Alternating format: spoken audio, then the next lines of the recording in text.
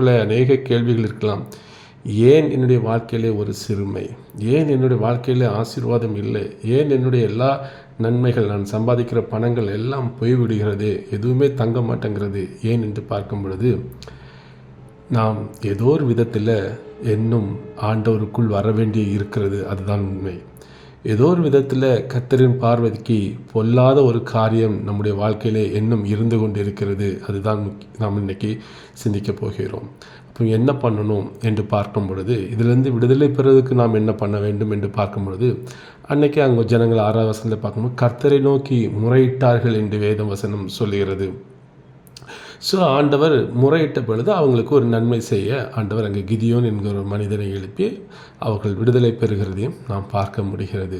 So இன்றைக்கி நம்முடைய வாழ்க்கையிலே நம்முடைய ஜெபம், ஆண்டவரே இந்த மீதியானின் ஆவிகள், இந்த அமலேக்கியரின் ஆவிகள், இவங்க எல்லாம் நம்மை கொள்ளையிடுகிற ஒரு பொல்லாத ஆவிகளாக இன்றைக்கும் இருந்து கொண்டிருக்கிறது.